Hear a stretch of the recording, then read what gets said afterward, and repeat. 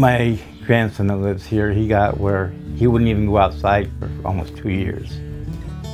Even in the summer, we have a pool out back. But you know, every once in a while we find syringes thrown over from next door, or people cutting through down here, we find syringes on my side lot. It was just, you know, they didn't care. And then he'd go out with me, or he'd go out with his mother, you know, for a few minutes. But that majorly was it. Come home from school, straight in the house.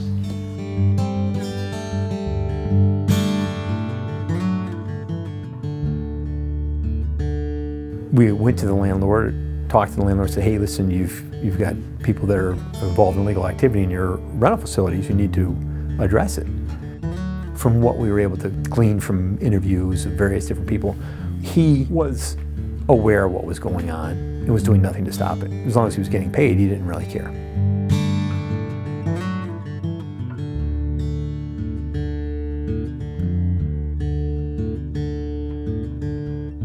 Every one of these 3 multi-family residential units had at least one drug dealer staying in them. If the owner doesn't know anything about what's going on and acted reasonably, then that property would not be subject to forfeiture. In this case, we look at the facts to see whether or not the landlord took reasonable but safe steps to rid the residences or the rental properties of drug dealings. And here we concluded that he did not, and the civil forfeiture statute was really the most appropriate legal remedy, if not the only legal remedy we had.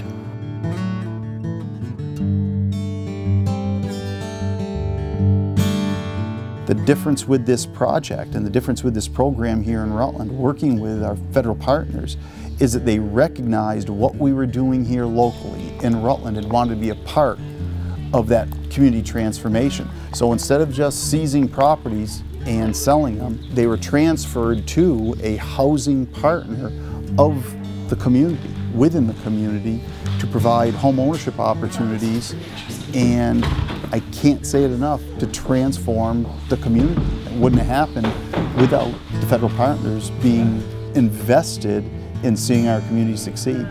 The partition wall that has the double doors in it, the double doors are pretty historical. Yeah, exactly. They're beautiful. So with this project, we're able to save these 3 homes. They all have historic value. They all have a history of being a kind of family-oriented community, and our hope is to bring them back to just exactly that. We will repair these homes and sell them to families to live, I hope, happy lives in this neighborhood again. The transformation is palpable. You can feel it on the street in this neighborhood and in this community. We've got a brand new park that wasn't there before when we raised a blighted and vacant property, and created more of a sense of space for the homeowners that have been suffering for the last 5 years, especially through the opiate epidemic. The neighbors were exceedingly happy with the result here. There's a lot of families in the neighborhood. The neighbors themselves had, during the height of the drug dealing, had put signs out in front, no drug dealing allowed here, and they are very pleased. So all of the benefits of this forfeiture went to making this community safer and more family friendly, and where kids can bike and play on the street and not worry about needles in the street or drug deals going down. The forfeiture laws allow the United States to take action. It's an effective tool for us to, 1, get the landlords to be a little more aware of what's happening in their units and maybe not allow it.